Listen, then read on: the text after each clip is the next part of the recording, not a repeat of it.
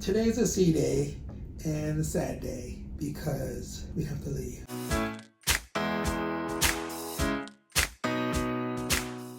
We decided to have a chill day. I'm still recovering from getting sick on this cruise, and we needed to pack in things, and we have this amazing balcony and we wanted to enjoy it. So instead of doing a day 7 where you follow around as we did nothing, I also had an amazing spa treatment. We decided to just do an overview of the cruise. So the Disney Wonder is a small ship. It's Disney's second ship. It's the sister ship to Disney Magic. And so these are the first 2 that Disney released. And so this one is about 24 years old, I want to say, because it was like a year or 2 after the Disney Magic, and Disney Magic turned 25 last year, so it's about 24. It is showing its age a little bit. Yes. But not it's still incredibly well maintained compared to ships its age on other lines. It's really well maintained. When we got on the ship, I started noticing a lot of things out of order. Some of them have been fixed since then. There were several accessible things that were out of order. The accessible bathroom on the 9th floor was out of order, and the accessible hand washing station and the accessible dryer was out of order. So when we first got on, I was like, what is happening? Yeah. But they have been actively working to address those things, so I won't ding them too much for that. These ships were built at Fincantieri, which is an Italian shipyard. It's different than the one they use now. And so it is made of wood, not metal, the way that most ships are. Oh, yeah. And so magnets don't work so well. Normally the walls, you come in a Disney cruise. Most cruise ships, your walls are going to be magnetic, and so you can use magnetic hooks and hang things on your walls, and not here. We could do it on the doors. The doors are magnet. The magnets would sort of stick to the wall, but they couldn't hold anything. Right. Exactly. So they would just fall. We found that to be true on the Magic as well. And then there's also just a lot of layers of paint because again, it's 25 years old. Yeah, magnets weren't the best, but overall, it's a good ship. It's a fun ship. It's nice. One of the other downsides is the elevators are tiny elevators. So I could fit me, Brooke, and maybe 2 people on it, and I can't maneuver around. I can go straight in, that's it, straight out. There's no turnaround in there. The elevators, the elevators are small. But they're modern. They've clearly redone them because they have touch pads and that kind of thing. There's definitely. They're well maintained. They're just small. It's a small ship, which is not a bad thing. But it's not. It's the Oasis, right? This is a small ship, so just be aware of that. Yes. Yeah, I think that's probably the main one that we could. Yeah. But otherwise, accessibility-wise, did you have any issues? No, not really. Other than the doors, most doors are all open up accessible. Not like our last ship where getting upstairs, I couldn't get outside because the door basically was too narrow. You have to open up both sides. When was that? On the Fantasy? I'm not mixing up ships. You might be. I think I'm mixing up ships. I think that's upstairs near Apollo, yes. I apologize.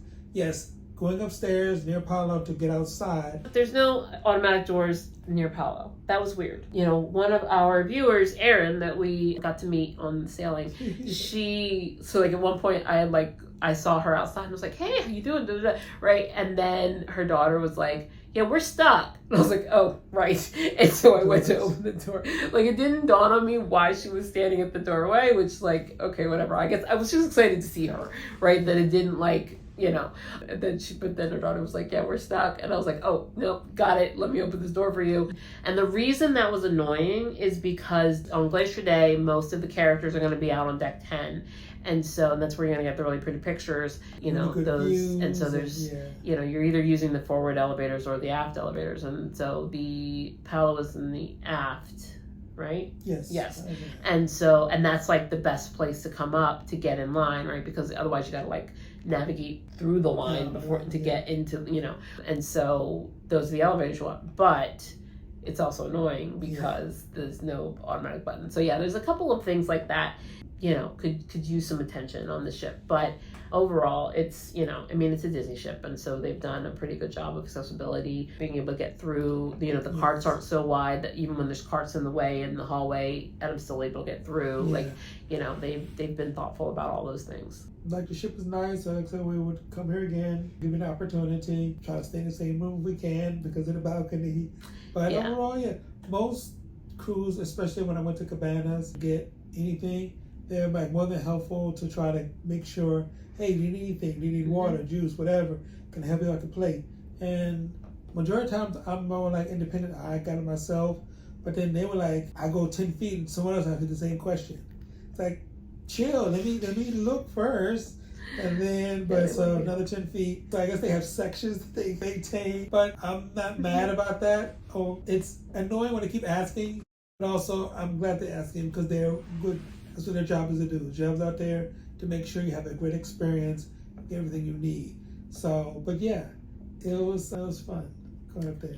What about the itinerary? What did you think of the itinerary in terms of like accessibility and generally? Did you like it? Most of the places where we went, they were very accessible, like the French Quarter, the You're still talking about the boat. Okay. Okay. Most stuff was accessible.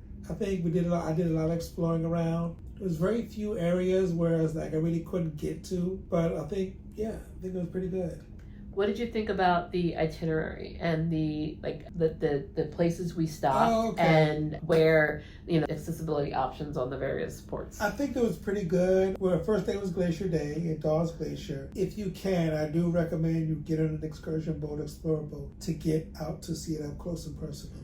But it's not wheelchair accessible. It's not wheelchair accessible. That's unfortunate. So like, if you can use a walker. If you're carryable, if you do have any sort of ambulation, it's worth checking out. Yes, but it is not wheelchair accessible, and it can't be. The way that boat's set up, it's just not possible, unfortunately. So that is a bummer. Yeah. I wish they had an option, but it depends on what the tide's doing, and because boat to boat transfer in a wheelchair is just hard to do safely, and that's just the truth, unfortunately. That itinerary was good. We went to Glacier, the Straight Point. I think that's a good itinerary, those stops. I would like to try the other stops if possible, like the Sitka and Skagway. Yes, to see what they offer also. But I think this itinerary was pretty good. It's our first trip to Alaska. Good trip, I think. Notice he's saying first because he absolutely wants to come back. And I do too. It was pretty memorable. It was a pretty big deal. I had to hunt for the accessible excursions, and I had to book early. With the excursions, make sure that you book them as soon as your window opens. There are a couple of toggles, and just, mess with those. Make sure you read through the sections. So there's a section at the bottom of each that's like the know before you go that does get into the accessibility. Make sure you read those carefully. Yes. Some of them only allow a manual wheelchair. Some of them don't allow one at all. Some of them have like weight requirements. So you just want to be really careful about, making sure you're reading through all of those. There is, for example, there's a helicopter. So another option to see a glacier if you can't do the boat. There is a helicopter one that is wheelchair accessible. We did not do that one, and it also has weight requirements on it. So just make sure you're reading through all of the details. Like you really need to do your research on this one, or book with a travel agent who's done it already. Just saying. But seriously, there's a lot of good options, and for the most part, things are accessible. Because you are in American ports, you're gonna find a little more easy access to things like accessible cabs and stuff in the cities, not in Hoonah, but in the cities. Hoonah is the city for Icy Street Point. But the other, like in Ketchikan and in Juneau, there were accessible cabs available. I believe Juneau even has Uber Wave, if I remember correctly. It's either Uber or Lyft has the Wave vehicles. So, you definitely have more options than you would have in like Nassau, right, in terms of accessibility. Right. And the buildings are going to be more accessible because they have to be and things like that. So you do have that on your side. But you're still gonna have to just do a lot of research. Alaska is one that I recommend planning a while out. We did not do that. We booked, and like 4 months later we were on the ship. But that's travel agent life and not normal. We caught a sale, we jumped on it. We know of other people who booked similar non-accessible accommodations after us, and they paid 50% more than we did. So watch the sales and all of that. If you're trying to do Disney, doing a placeholder is a really good option, things like that. So I recommend booking early so that you can plan for it and get ready for all of the gear you're gonna need. Like I mean, Boots, Amazon dude knew my name by the time this was done. He came to my house so many times. But, you know, had I done this over time, it wouldn't have been so crazy. But, you know, we had to get full rain gear, and that meant things that Adam wouldn't necessarily think about, like waterproof pants, because his lap is exposed. So, like, a poncho was not going to be sufficient. Waterproof shoes. Yes. No, he wasn't planning on doing much walking around, but he still needed waterproof shoes because those kinds of things were really important, and things that we didn't have, because what does he need rain boots for? We needed them for this. I also needed rain boots. Because I am not an outside girly. So like, I didn't own a raincoat. I didn't own rain boots. What? Waterproof pants? Or I go from the garage at work to the garage at home. What do I need rain gear for? I have an umbrella. Does that count? Umbrella, useless here, because the rain, it's like, because you're on the water. And I saw a lot of people in ponchos with like wet legs. Don't do that to yourself. No. Get waterproof pants and boots. But overall, this itinerary I think was good. This is a good trip to experience. It could be like a nice, once in like a bucket list type thing to do. And yeah, it was pretty fun. I think I would, if we don't come here again, I would be sad. But otherwise, I did enjoy my time here. It was very fun. Yeah. Lessons learned: pace yourself. I think that one's important.